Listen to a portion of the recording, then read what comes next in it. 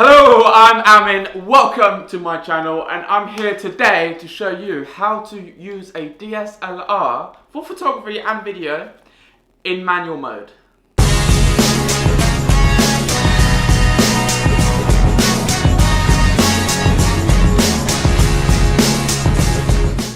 So, I know DSLRs and most cameras have the automatic feature, and also has other modes like aperture priority, shutter priority, and depending on what camera you have, there might be other modes on your camera. But using automatic or aperture or shutter priority, it's good, it's okay, but you're not going to get the best image unless you use manual. Once you've got it in manual, you can change everything you need to in the camera to get the best quality image. And I'm just going to show you how to do that to help you improve your images, and not just photography but filmmaking too, so you can get out there with DSLR and shoot better. There's 3 pillars in photography. Well, people say there's 3 pillars in photography. I like to think of it more as 3 pillars in how to use a camera and how to understand how a camera works, because these 3 pillars apply in photography and videography or filmmaking in the same way. So instead of saying 3 pillars of photography, I like to think of it as 3 pillars in using a camera, in the scientific workings of how light goes into the camera and how we get the image on the camera. The 3 pillars are the ISO, which is the sensitivity of the sensor of the camera. We have the aperture, which is how much light is allowed into the lens to pass through to go to the camera. And then we have the shutter speed, which is the speed of the shutter. It's quite self-explanatory. So the shutter is what's in front of the sensor. So if it is open longer, it means more light goes in. If it is closed, opens quicker and closes quicker, that means less light goes in. So that's what shutter speed is. Some people like to call shutter speed exposure time, because it's how much time the sensor is exposed. And shutter speed is measured in increments of seconds. So if they say 1/8,000th of a second, that's kind of like exposure time. That's if someone says the exposure time is 1/8,000th of a second, that's the shutter speed. Or if they say it's 1/50th of a second, that's what's the speed of the shutter, that's when it goes. Now I'm going to show you in this DSLR, this is broken by the way, it doesn't work anymore, but I'm going to show you on this DSLR what the shutter is and how it kind of works, just so you get a visual understanding. So the light goes into the camera through the lens, and then it passes through the lens and goes in and hits the sensor, and that's what produces the image. So let's take this lens off. You're not supposed to have this exposed because you can damage the sensor inside. And here you got the mirror. Lift it up, you have the sensor. So basically what happens is when the shutter is really fast, this will just do that. It will just go up and down really fast. So less light goes into the sensor. But when you have a longer exposure time or a slower shutter speed, so to speak, the sensor, the shutter will come up like this and down a lot slower, which will allow more light onto the sensor. And reasons why you'll change the shutter speed is if you're filming in the dark or inside where there's not much sunlight or much natural light or available light, you would use a slower shutter. So the shutter will open up, allow more light in to produce a lighter image on your screen and in your camera. But if you have a lot of available light, you might want to increase the shutter speed so it just does it really fast and you have a pristine, really crisp image. What I'm going to do, because this camera doesn't actually work, I'm going to show you the different speeds in the shutter using my camera that I've got now. So this one's broken, so I'm going to put it to the side for a second. Here's my other camera that I have. I'm not supposed to do this. I'm going to take the lens off and show you how the shutter speed works on this one. So this is a Lumix GH4. So it's a mirrorless camera, so there's no mirror in there, so I can't physically flip it up and down like I can the other one. But I can still show you the shutter, how the shutter speed works. It works the exact same way in these cameras. Let me just take this off quickly, and there's my lens there. I don't want to get that dirty. And what I'm going to show you here, let me open this up so I can see the settings. 1/50th of a second. I'm going to quickly put this in photo mode. 1/50th of a second. And that's how fast it goes. I'm going to put this quicker, so you got I think it goes 1/8000th of a second. And that is extremely fast. And that doesn't let much light in. It will go really fast, so those kind of shots you want to do where there's a lot of light, otherwise it's going to be a very, very dark image. And then let's put this all the way down to a lot slower shutter speed. And try this one. And you can see the difference there and how much slower that was. And you'd want to use that when you've got less available light, but you need it on a tripod if you can use it like that. In film, you're not going to have a shutter. This is 2 seconds, that shutter speed. So in film, you wouldn't use it that slow. In photography, you can use it that slow. There's reasons to do that, as well as just available light, which I'll get into later on. But in film, you wouldn't want to go slower than 1/25th of a second, and I'll get into that shortly. And if you want to mimic the style of Hollywood movies, a majority of the time in cinema, to make a cinematic look, they would shoot 1/48th of a second, so that's 1/48. You will not find it on DSLRs because they can't shoot that. That's only in cinema cameras like Reds and Arri, Alexas, stuff like that. So you'll find on those cameras, but not on DSLRs. On DSLRs, the closest you can get to is 1/50th of a second. And the reason why they do this, and they don't do this all the time actually, it's probably like 90% of the time. It depends on the scene they're shooting, and it depends on the scenario, but about 90% of the time they would shoot 1/48th of a second. And the reason why they do this is so it looks more realistic. It kind of mimics the eye, how we see things in real life. So they want you to be immersed in the movie, so they would shoot as if you was there seeing it in real life yourself. And the reason why it's 1/48th of a second is the fact that it doubles their frame rate. The frame rate they shoot at is 24 frames a second in cinema. If you shoot, TV is different. Television, if you're in the US, I believe it's 29 frames a second. I could be wrong. In the UK, TV is shot at 25 frames a second. But that's a whole different subject.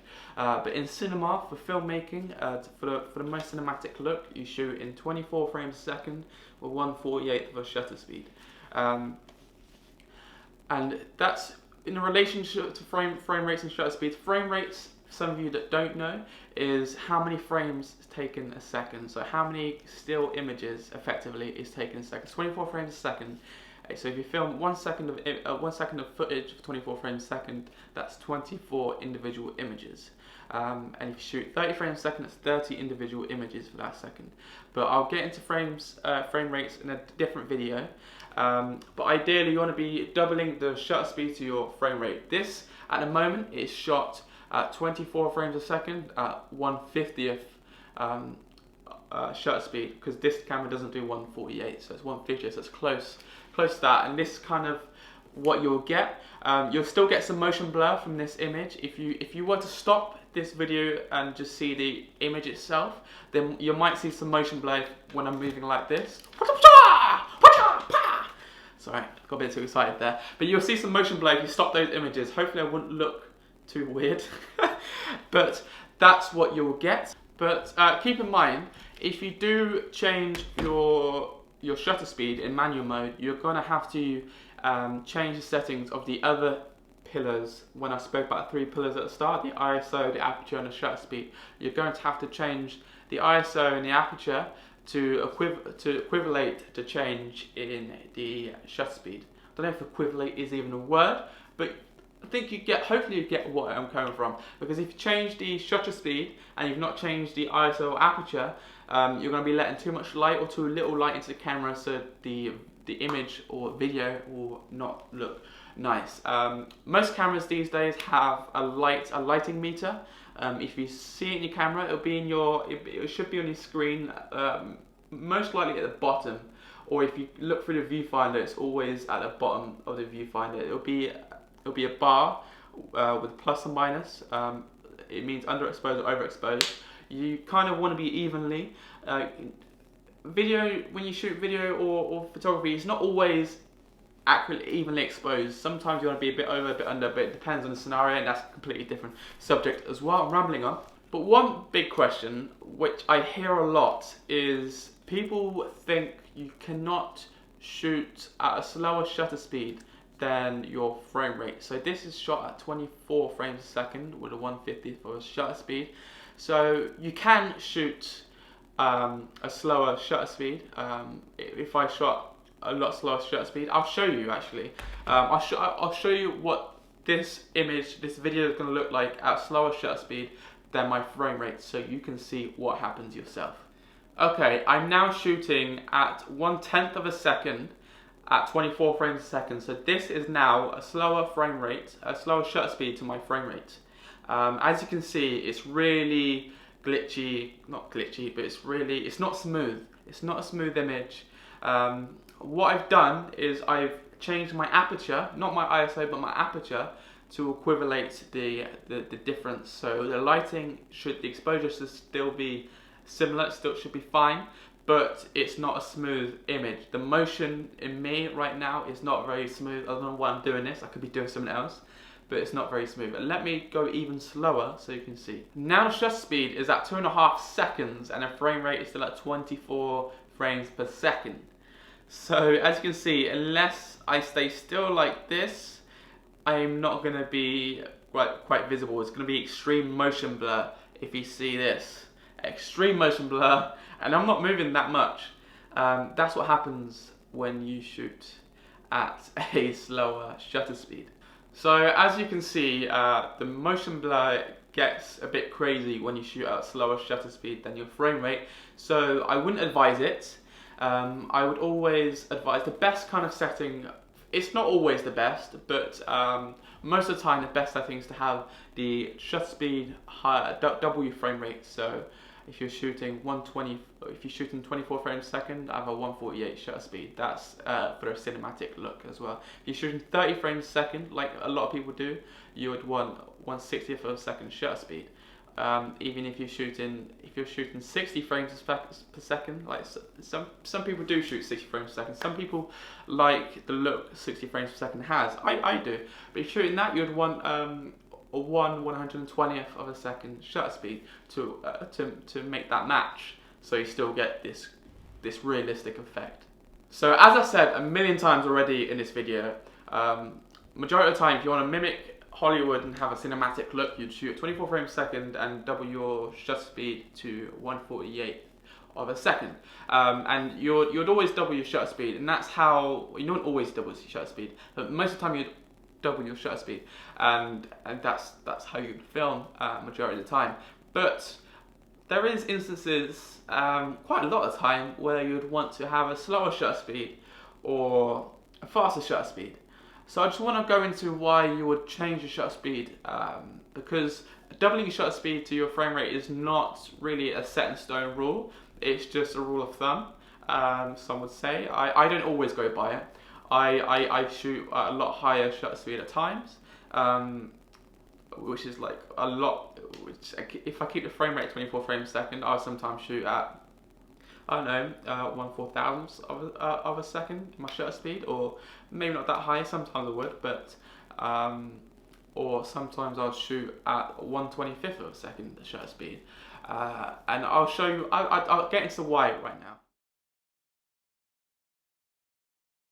So the main reason why you'd shoot a faster shutter speed but keeping the frame rate the same would be, off the top of my head, the main reason would be action sports or sports in general. If you're filming car racing, if you're filming, I don't know, motorboats, skiing or something like that, and there's something that goes far past the screen really fast, or you got a moving object in your frame that goes really fast, but you want to keep that really sharp and crisp image. So when you stop the frame at any second, it will completely be in focus and no motion blur. That's the main reason why you'd shoot at a lot higher frame rates. Obviously, to do that, you'd need a lot of available light, so you'd probably be out in the sun. If you're trying to do it at night, you're going to get no footage at all. It's going to be black. So you're going to need a lot of available light to do it in, to have a really fast shutter speed. So like Formula 1 racing, or any kind of car racing, or skiing, anything like that, and you're filming it and you're tracking them, and you want to keep that nice and crisp image, that's when you would film at a lot higher shutter speed. Apart from action shots or sports shots, another reason why you would want to use a higher shutter speed, and this is what I mainly do it for, is slow motion. And with slow motion, just to be aware of, with slow motion, you're going to have to higher your frame rate as well. So my camera that I have shoots at 96 frames per second in HD, in 1080p, which is really good for DSLRs. But to shoot the slow motion, you'd want a lot higher shutter speed, so each frame is crisp and sharp. Because if you shoot at lower shutter speed or normal shutter speed, it's just going to be blurry and it's just not going to work properly. So for slow motion, you're going to want to shoot at a higher shutter speed to keep every frame crisp and for it to look like a good image. So let me show you this slow motion of pouring Coke into a glass. Here the shutter speed would be a lot faster to show the every movement, every drop going in. It's quite crisp here, it's quite sharp, so the shutter speed would have to be very, very fast for it to compensate and get the sharp images of the slow motion. And about slower shutter speeds, and I realise what I said about car racing, I'm just going to contradict myself a little bit here and say slower shutter speeds, sometimes you would film at a slower shutter speed but keeping the frame rate the same to add realism, like shooting a waterfall. Let me show you this shot of a waterfall. The frame rate is slightly lower, so you've got the motion blur of the waterfall, so it looks real, and that's why you have it slightly slower. But also, if you're shooting a car going past, like I did here, police car in Buckingham Palace, yeah. As you can see, the wheels of the car, there's some motion blur in there, so you would want to keep that. Motion blur in there, because that's what you see in real life. You don't see the wheels of that car really sharp as it goes by in real life. If there's a fast car that goes by you, that would be a motion blur. So you want the realism to stay in your image. Like I said earlier about mimicking Hollywood movies, you would want that person to feel like they're there, they're in it, it's not fake. So you keep that realism. If I shot that at 1/4000th of a second, and you'll see those wheels, you'll be able to stop it and see those wheels perfectly, which is not quite what you want. Sometimes you wouldn't mind that. You want the car to be in like really sharp all the time. Other times you want to keep that motion, the realism motion blur. So that's why you would do that. But for those instances, you don't shoot them much slower. I think that was just slightly slower than what I normally shoot my shutter speed at for those couple of shots. If you want to shoot a lot more slower, I've got this image for you to show you, like a waterfall that's shot with a long exposure time, so a longer shutter speed, a lot slower shutter speed, shall I say. Here's the image, and it's the waterfall. This is kind of what you get with the water flowing by. And also, I'll quickly show you this image on Tower Bridge that I shot. Here, as you can see, the traffic on the left-hand side, I shot it with I think that was 2.5 second shutter speed. So you can only see the lights of the traffic going by, and you can only see the blur of the people on the right-hand side there.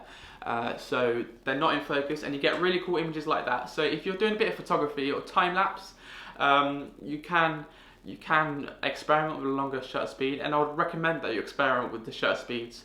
I would recommend you take your camera out, put it in, if you're not used to fully manual, put it in shutter priority, and take the same image but different shutter speeds to see how they react, to see the differences in the image. But if you're shooting a lower shutter speed, anything lower than, I'd say 1/125th of a second, yeah, one lower than 1/25th of a second, so 125th of a second, so it's 1/125.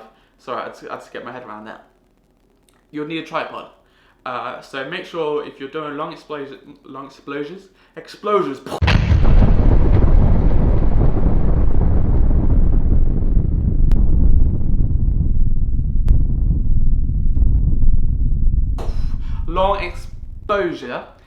use a tripod, otherwise the whole thing's just going to be out of focus, it's going to be like blurry, and it's not going to be useful at all. And that's it about shutter speeds today. That's one pillar of the 3 pillars of photography or cameras. The other 2 are ISO and Aperture. I'll get into those in different videos coming very, very soon. Hopefully that's helped you learn a bit about using a camera in manual, and hopefully take your DSLR out. If you're not comfortable in manual mode, go and shutter priority after you've watched this video and experiment. Hopefully that's taught you something about using a camera in manual mode. I'm going to put links down in the description of other websites that also explain shutter speeds in manual mode more in depth, so you can understand it a bit more. I'm going to put those links down below. Hope you enjoyed this video. Please give it a like and share it if you really enjoyed it, if you really learned something, and I would really appreciate if you subscribe. It would mean the world to me. Thank you very much. Have a good day, guys.